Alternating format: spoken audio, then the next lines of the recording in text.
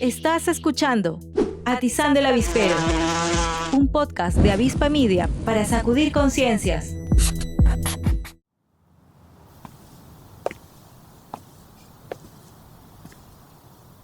¿Has caminado un miércoles por el centro, Ana? Es la cosa más triste que vas a ver. Se siente vacío, sin alma. Desde que el municipio instauró el miércoles sin ambulantes, para mí ese día es el más triste de la semana. Y si andas con hambre, uy, peor. Solo queda ir a algún restaurante y gastar una buena lana, porque en la calle no consigues ni un elote. Sí, ¿verdad? Cada vez más el centro de Oaxaca parece un museo a cielo abierto. Calles grises, sanitizadas, solo hay turistas. Aunque ahora que lo pienso, cada vez camino menos por ahí. Ya casi no conozco personas que vivan en el centro, muchas se han ido y también quedan pocos espacios compas.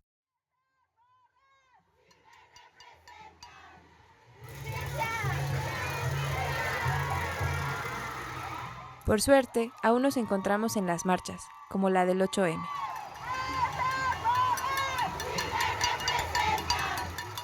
Y en el cotidiano, también hay muchas mujeres que siguen apostando por darle vida al centro de la ciudad a través de conservar el uso habitacional y también otros usos, como el arte, la venta y la protesta.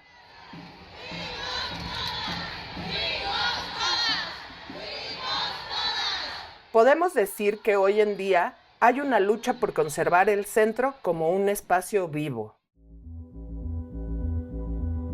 Hay un impacto muy fuerte en la vivienda y en el tejido social, es decir, en el ámbito social y económico de Oaxaca. Y una estrategia muy velada también de gestión gubernamental para poder decidir qué sí, qué no, quiénes sí, quiénes no tienen derecho a participar de ese espacio. Pero lo más grave, o sea, lo más fuerte que yo vi el cambio que, bueno, aparte de todas las vecindades, es que aquí, enfrente, en la Casa de la Cultura, era una casa de la cultura abierta para el pueblo. Si cuidamos a los cuerpos que pueden ser más vulnerables por este sistema, pues entonces podremos construir ciudades más amables y seguras para todo el mundo. Es un proceso complejo, pero que sin duda se tiene que ir hacia ese sentido, porque si no, estos procesos seguirán intensificándose si le dejamos de la mano del mercado, de la mano del sector empresarial a estas dinámicas.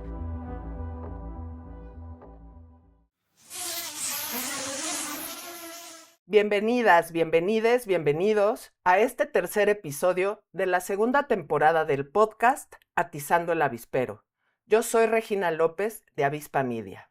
Yo soy Ana Zabaleta, también de Avispa Media, y hoy queremos compartir con ustedes algunas ideas sobre el despojo urbano en Oaxaca y cómo resistir a él. Para eso, compartiremos la palabra con voces de la Academia Crítica, con vecinas del Centro Histórico y activistas. En Oaxaca, cuando pensamos en despojo urbano, gentrificación o turistificación, lo primero que viene a nuestra mente es el encarecimiento de la vida, las políticas de limpieza social que implementa el gobierno, las calles abarrotadas de turistas o el cercamiento de los espacios públicos.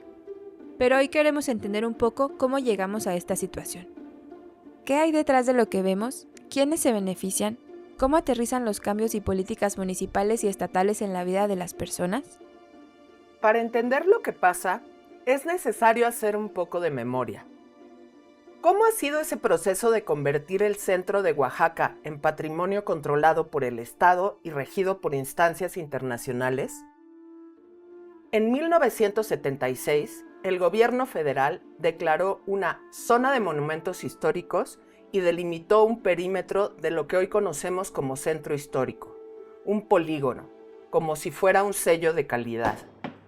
Sobre este proceso conversamos con Omar Garibay, geógrafo y antropólogo social. La patrimonialización en Oaxaca se ha dado a lo largo de varias décadas, sobre todo en los últimos 40, 50 años, cuando en 1976 se decreta como zona de monumentos históricos un polígono que va a determinar lo que actualmente identificamos como centro histórico. Centro histórico es un nombre coloquial que da cuenta de la categoría de zona de monumentos históricos, que esta sí es una categoría reconocida por la legislación mexicana en materia de protección del patrimonio cultural. La zona de monumentos históricos fue decretada en 1976 y delimitó este polígono que conocemos como centro histórico. ¿Qué implica esta delimitación por parte del gobierno federal? Pues que hay una regulación, primero que se reconoce un espacio específico de protección patrimonial. Esto quiere decir que el Estado federal o que el gobierno federal tiene atribuciones específicas para poder intervenir, para poder controlar y en cierta forma se vuelve un propietario de esta zona de monumentos históricos, ¿no? Un segundo sello de calidad fue el de la declaración del centro de la ciudad de Oaxaca como Patrimonio de la Humanidad por la UNESCO en 1987. Eso es muy importante porque tiene implicaciones de distintas características. Una de ellas sería que la UNESCO, como organismo supranacional, tiene incidencia en lo que se hace o no en el centro histórico de Oaxaca, en tanto que es patrimonio mundial. Por otro lado, pues también en términos turísticos, la marca Patrimonio Mundial va a jugar un papel muy relevante porque sitúa un espacio como Oaxaca en un conjunto de sitios turísticos que son muy demandados por el mercado turístico. Es decir, es un plus en términos de la valoración turística que pueda tener un territorio, que pueda tener un lugar.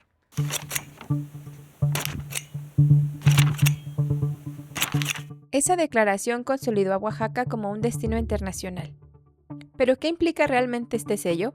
Veamos ahora qué piensa Noelia Ávila Delgado, académica especialista en el tema, sobre el proceso de patrimonialización y su relación con el turismo. Para mí, llamar patrimonio a espacios urbanos como el centro histórico es más bien una estrategia de apropiación cultural y una estrategia muy velada también de gestión gubernamental para poder decidir qué sí, qué no, quiénes no tienen derecho a participar de ese espacio. Entonces, este monumentalismo que omite usos como los que acabamos de describir, los de la protesta, los de los comerciantes ambulantes, los de los propios locales o población local, lo que genera son lo que llamamos nosotros en urbanismo burbujas urbanas y ciudades tematizadas. Tematizadas, ¿por qué? Porque están como al estilo gringo, creadas a la especie de, como una especie de parques temáticos. Para que eso suceda, hay una tematización y una estereotipación, o sea, creación de estereotipos de los espacios y de las poblaciones que ahí habitan. Y se crea una especie de oferta muy prescrita, en la cual a modo de guión, todo lo que esté fuera de esa retórica discursiva y de esa patrimonialización va a ser mal visto. Entonces, si tuviéramos que ligar todos los elementos, en realidad las declaratorias tienen una orientación de control del espacio. Es lo que pasa en el ámbito rural. Cuando viene el gobierno y dice, esto es zona de conservación o zona de valor ambiental y declara las reservas. Y ahí mismo toma él la potestad, lo vuelve su principal gestor. Incluso tú como ciudadano pierdes derechos sobre esos terrenos.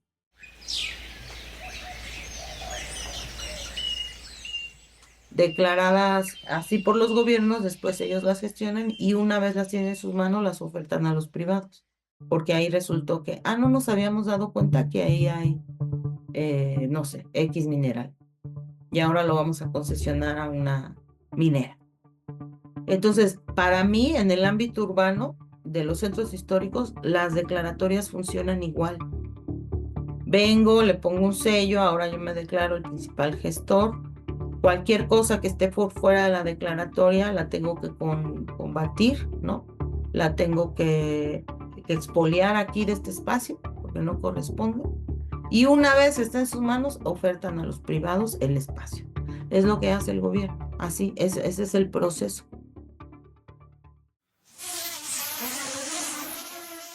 Esa analogía me parece brutal. El centro como una reserva para ser explotada por el capital. Y el capital aquí es el turismo. Así es como cobra sentido lo que vivimos con más fuerza en los últimos años, la turistificación, como lo describe Omar. La turistificación sería este proceso en el cual un espacio se va transformando y va cambiando las actividades económicas, cambiando las actividades cotidianas que se realizan en para que predominen las actividades turísticas o solamente se ejerzan actividades turísticas. Entonces vemos que varios sectores del centro histórico de la ciudad de Oaxaca se han ido turistificando en el sentido de que se ha desplazado otro tipo de usos de suelo como el habitacional o el de comercio tradicional y otro tipo de habitantes o de usuarios del centro histórico han sido desplazados por los turistas. Si observáramos un mapa del centro histórico, veríamos que las cuadras que están más cercanas al Zócalo, a la catedral, al andador turístico como vía principal, son zonas que han perdido ya desde hace varias décadas el uso de suelo habitacional y que solamente tienen un uso de suelo turístico, si lo podemos llamar de esa forma. Porque Oaxaca se siente con el alma. Ven y descubre lo increíble que es vivir Oaxaca.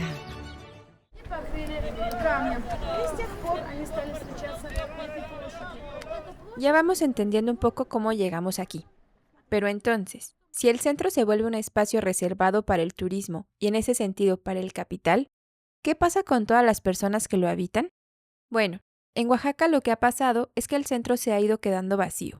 Es decir, cada vez hay menos viviendas y los inmuebles cambian su uso hacia las actividades turísticas. Escuchemos ahora a Karina Romero, académica oaxaqueña que ha investigado los procesos de transformación del espacio en el centro histórico de Oaxaca.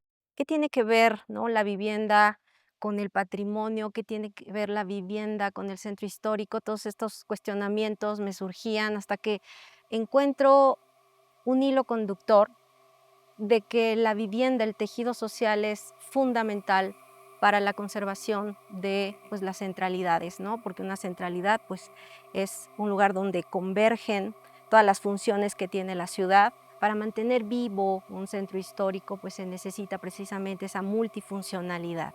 Hay un impacto muy fuerte en la vivienda y en el tejido social, es decir, en el ámbito social y económico de Oaxaca. Los impactos en la vivienda que son en una transformación física, te repito, de capacidad de carga y un cambio de uso de suelo de habitacional a mixto y luego a comercial, y el aprovechamiento del mercado inmobiliario de estos incrementos tan fuertes en el valor de los inmuebles hace que también las personas, los habitantes, aunado esta fuerte carga de impuestos y de costos de construcción, de modificación, de mantenimiento de los inmuebles, hace que la gente prefiera muchas veces vender su inmueble, ¿no?, a poder hacer frente a estos costos. Si generan esta brecha, es muy bien aprovechada por el mercado inmobiliario, está siendo muy bien aprovechada, se están diversificando y ampliando los giros comerciales orientados hacia el turismo. Y esto lo que está haciendo uno es, que las ciudades se vayan expandiendo. Este desplazamiento que hay hace que las personas se vayan a otras zonas en donde no tienen la misma infraestructura que tienen las centralidades.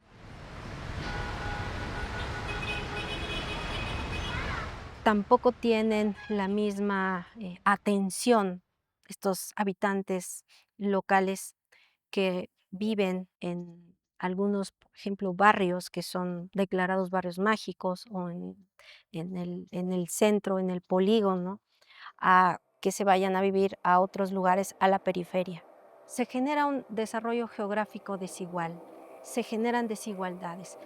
Aunado a esto, a lo mejor a la falta de controles y de aplicación o una adecuada regulación y la capacidad del gobierno para poder hacer frente a estos fenómenos, hace que muchas veces las personas se desplacen y se vayan a zonas que no cuentan esa infraestructura o zonas que a lo mejor son condiciones distintas y que a lo mejor no hay un punto de comparación en los desplazamientos que tiene que hacer aquella persona que tiene su trabajo en el centro y que todos los días tiene que viajar, no sé, una hora y media, ¿no?, porque vendió su casa del centro por irse a otro lugar. Los servicios básicos no van a ser los mismos, ¿no? O a lo mejor es una casa más pequeña, las condiciones de servicios, de iluminación, de habitabilidad no son las mismas. Eso repercute en la persona, en el habitante, ¿no?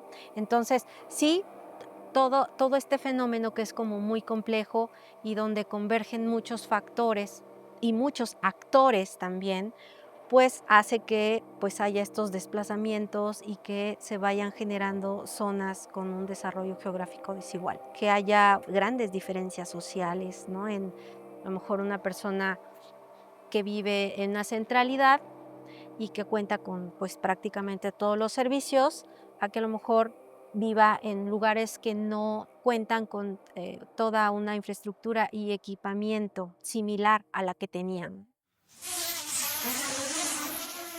Claro, y así como la vivienda, el centro va perdiendo muchos de los usos múltiples que ha tenido, como el comercio local, la recreación, incluso la protesta social. A partir de la patrimonialización, el Estado es quien dice qué usos están permitidos y cuáles no. Y por supuesto, se prioriza el turismo.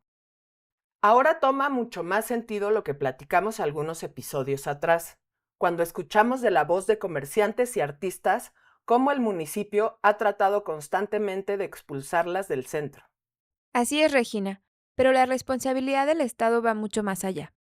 Además de llevar a cabo campañas de limpieza social y promover la cultura como mercancía, el gobierno ha sido omiso en su obligación de crear reglamentaciones adecuadas para el turismo. Por si fuera poco, el municipio también ha sido responsable de que se haya vuelto tan difícil vivir en el centro. Por ejemplo, desde 2012 modificó la manera en que se calcula el valor de las propiedades. De tener un solo valor por metro cuadrado en todo el centro, pasó a catalogar diferentes zonas y calles según su valor para usos comerciales y, claro, turísticos. En las calles principales del centro, el valor del suelo determinado por el municipio ha incrementado hasta 4 o 5 veces lo que valía hace 10 años. De esta manera, el gobierno incentiva y privilegia el mercado inmobiliario y el uso del suelo comercial sobre el derecho de las personas a la vivienda. Es cierto, y aguas, porque la financiarización empieza a aparecer también en Oaxaca. Pero a diferencia de otras ciudades, más que el mercado inmobiliario, está ligada al turismo. Por ejemplo, desde finales de 2024, la empresa The Spots of the World desarrolla en Oaxaca un proyecto de inversión llamado Terraza Santo Domingo, una terraza-restaurante para eventos privados. ¿Tú crees, Ana? Una terraza financiarizada, con inversiones de alrededor de 300,000 pesos. Este proyecto se encuentra en etapa de fondeo y seguramente no es el único. Así, el centro patrimonializado se convierte cada vez más en un espacio de expansión del capital y va dejando de ser un territorio vivo. Ahora, ¿qué pasa cuando se prioriza el capital sobre las personas en una ciudad? ¿Cómo impacta en la vida de las mujeres que nuestra ciudad esté pensada para el turismo y no para el cuidado de las personas? Las compañeras de Cuerpos Parlantes en Guadalajara llevan un rato pensando en cómo las ciudades se configuran desde nociones patriarcales y clasistas. Vamos a escuchar las reflexiones de Lirva Cano al respecto. Nosotros lo que hemos entendido que esta categoría de las ciudades patriarcales tiene más que ver con una masculinidad hegemónica, o sea, dominante, que tiene que ver también con una clase social muy concreta. Esta perspectiva de género nos ha ayudado mucho para entender cómo nos desplazamos, si cuidamos a las personas, a las adultas mayores, ¿no? A las infancias. Si pensamos las ciudades y la movilidad para estos cuerpos, pues tendremos ciudades más seguras para todos, ¿no? Es decir, si cuidamos a los cuerpos que pueden ser más vulnerables por este sistema, pues entonces podremos construir ciudades más amables y seguras para todo el mundo. Lo que sí es un hecho es que las ciudades se construyen para el hombre que produce mucho capital, se piensa en él, se piensa en un coche, se piensa siempre en una moto, se piensa siempre desplazándose por la ciudad a gran velocidad, se le imagina viviendo en una torre o en un fraccionamiento cerrado, amurallado, que le va dando la espalda a la ciudad todo el tiempo. Entonces lo que nos encontramos es que ese imaginario producido por los grandes capitales, producidos por la gente que tiene el poder y el poder de planificar la ciudad, pues lo va haciendo realidad. Entender que hay otras corporalidades que habitamos en la ciudad y que tenemos otro ritmo, otros tiempos, otras necesidades, ¿no? Entonces, digamos que para el urbanismo feminista nos ha ayudado a entender que hay diferentes formas de movernos en la ciudad, de habitarla y de satisfacer necesidades vitales. Pero también la clase social me parece que es súper importante y creo que es ahí donde definitivamente desde esa categoría podemos entender cómo se va movilizando la mercantilización del espacio urbano. O sea, ¿por qué unas zonas son más pudientes que otras y que tienen todos los servicios y por qué otras no? Esa es una decisión política.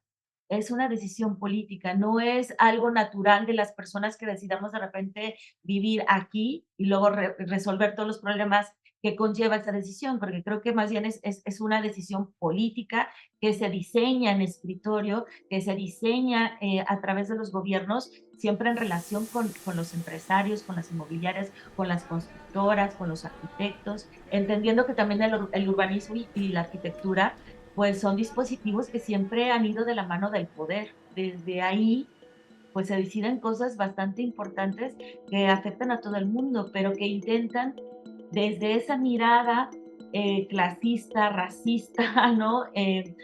Patriarcal y recapitalista, pues desde esa mirada van afectando a la gran parte de la población de las ciudades. Hemos estado siendo precarizados.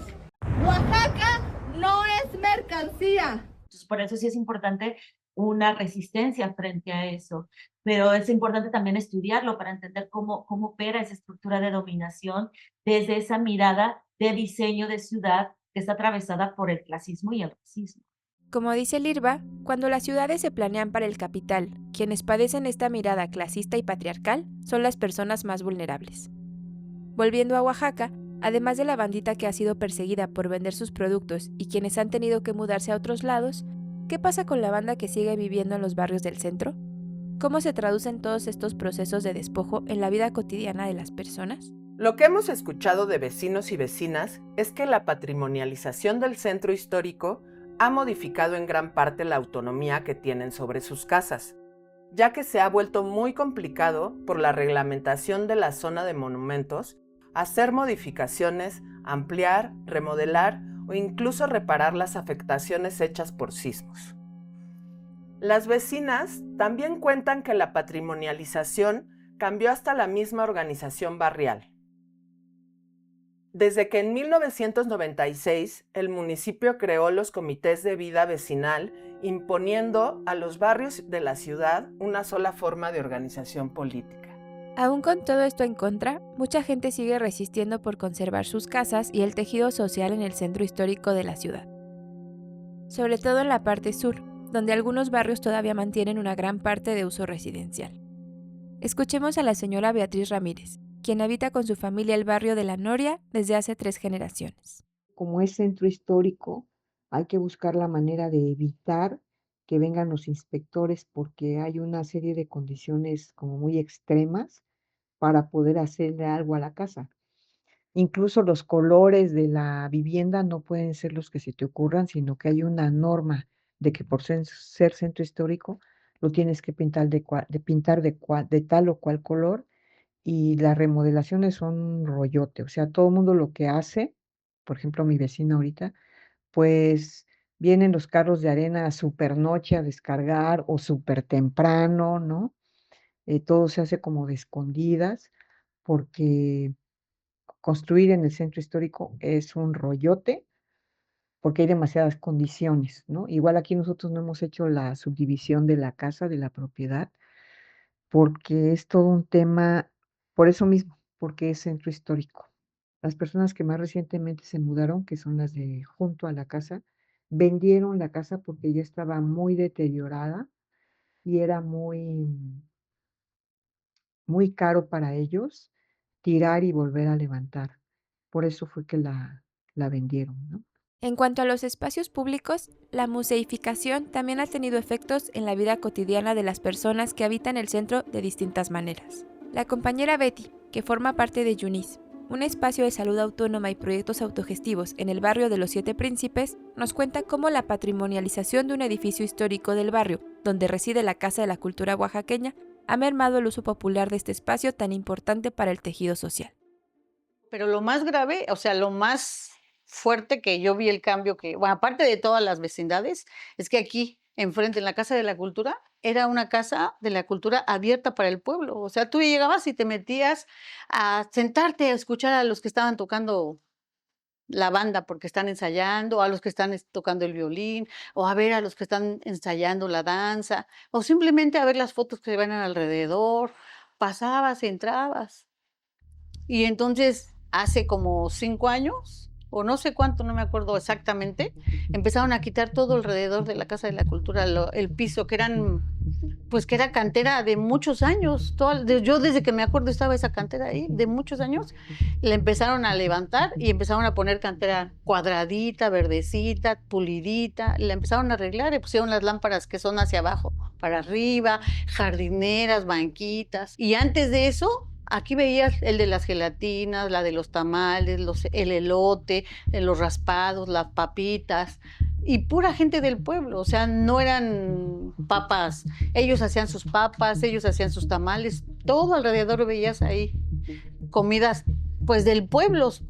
Pon tú que a lo mejor no sana, pero pues las papas eran naturales, los elotes, los tamalitos, gelatinas, pan, todo era de la gente. Venía con sus charolitas y se ponía ahí con su mesita. Y se veía bonito. Luego venían hasta los de los globos, o sea, era una cosa bonita. Incluso había las directoras de esta Casa de la Cultura, como los niños, aquí hay una primaria, salían a las 3 y sus mamás venían a las 5 por ellos. Entonces los niños estaban 2 horas aquí corriendo solitos. Entonces la directora implementó un taller de apoyo a tareas. Y entonces empezaron todos esos niños entraban a esas horas a la Casa de la Cultura. Y ahí estaban pues aprendiendo, jugando, pero ya no estaban en la calle expuestos a accidentes o algo. Pero cuando cambiaron todas estas losas, casualmente cambiaron a la directora. Y ahora nadie puede vender alrededor porque ensucian las losas. Nadie puede vender ahí porque echan a perder lo que arreglaron. Y no solo ellos, sino las vecinas Popov, o que se sienten así doñas Florindas, porque están igual de amoladas que todas, pero ya se sienten de la otra clase, vienen y los corren y no pueden vender y no sé qué, y los andan corriendo. Y la Casa de la Cultura ya no puedes entrar. Ya, ¿a dónde va? ¿Con quién va? ¿Quién tiene nada? Ya no te dejan entrar. Ni a nadie, nada más a los que la directora quiera. Entonces todo eso pues se fue perdiendo porque era parte de la vida colectiva del pueblo. Porque ¿quién vendía? Pues los que venían de la colonia. No venía gente de fuera, porque venía en la tardecita una vecina que está más aquí como a 3 calles, traía sus platitos gelatinas. Otro traía su costalito, su bollita de elotes. Toda la gente era de por aquí del rumbo. Y ahora ya no puede vender nadie. O si quieres vender, aquí se para un señor de las papitas, pero viene un ratitito, viene como a las 4 y a las 6 ya se va. Para que no le hagan feo. Y así ha ido cambiando. Escuchando la experiencia de las mujeres que habitan y trabajan en el centro de Oaxaca, nos queda claro que el embellecimiento de la ciudad y todo ese rollo de la conservación del patrimonio no está pensado para las personas, sino para el turismo. En este contexto, qué importante es la lucha de estas mujeres por el territorio urbano. Así es, Regina. Sin duda es una lucha que hay que seguir visibilizando y sobre todo seguir buscando abrir grietas y luchando por los derechos de todos por una vida digna en la ciudad. En Oaxaca, esta lucha hoy se vuelve urgente porque estamos en riesgo de que la turistificación nos arrebate los espacios de vida colectiva que quedan en la ciudad, como nos advierte el geógrafo Omar Garibay. Es un proceso complejo, pero que sin duda se tiene que ir hacia ese sentido, porque si no, estos procesos seguirán intensificándose si le dejamos de la mano del mercado, de la mano del sector empresarial a estas dinámicas. Eso no quiere decir que no se permitan las actividades económicas, que no se permita el turismo, que no haya intercambio entre culturas, que no haya intercambio, pues sí, entre prácticas culturales, Lo que se está criticando aquí es que las actividades turísticas o que el mercado inmobiliario sea el eje rector de lo que se hace en la ciudad. La ciudad es de todos y la ciudad tiene que estar construida por todos. Todos debemos de participar en su producción. Y aquí es donde nos surge la pregunta. ¿Cómo empezamos a construir una ciudad no regida por el mercado y el turismo?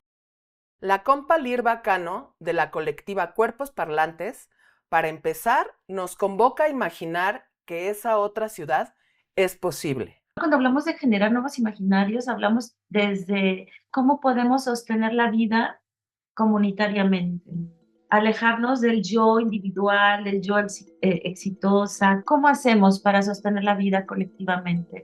¿Cómo hacemos para resolver lo más importante, que es la vivienda, de forma colectiva? Y en ese irlo intentando, pues van surgiendo nuevas prácticas de convivencia, de vínculo, de argumentos, de sensibilidades. Se va construyendo lo que nos interesa, ir construyendo una subjetividad cooperativa, una subjetividad colaborativa, una subjetividad que de verdad entienda que sí es posible, porque estamos llenas de discursos y de narrativas imposibilitadoras, ¿no? Que tienen que ver con este sistema capitalista que también nos ha robado la imaginación, que también nos ha puesto los límites de lo posible o de lo imposible. Y entonces, cuando hablamos de nuevos imaginarios, hablamos de ir rompiendo, fisurando esos límites impuestos, ¿no? Pero en el hacer político. Me gusta mucho esa idea. Recuperar nuestra capacidad de imaginar. Pensar la ciudad como un espacio para sostener la vida comunitariamente. Desafiar los límites de lo posible, justo de eso se trata. Pero bueno, por hoy se nos agotó el tiempo. Nos encontraremos muy pronto para seguir compartiendo experiencias con otras morras que también están discutiendo y resistiendo en la ciudad. Les agradecemos mucho por escucharnos y les invitamos a seguir los próximos episodios. Y no olviden visitar el micrositio Cuerpas Diversas y el Despojo en el Centro Histórico de Oaxaca, en nuestro sitio web avispa.org, para conocer sobre las 12 historias que se han documentado en torno a este proceso de despojo. Un saludo y hasta la próxima.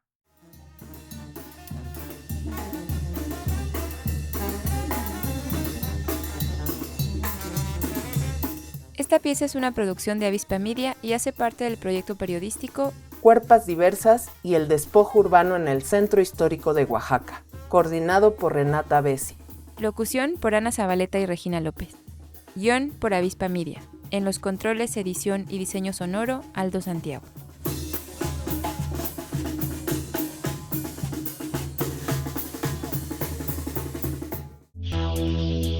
Estás escuchando Atizando el Avispero, un podcast de Avispa Media para sacudir conciencias.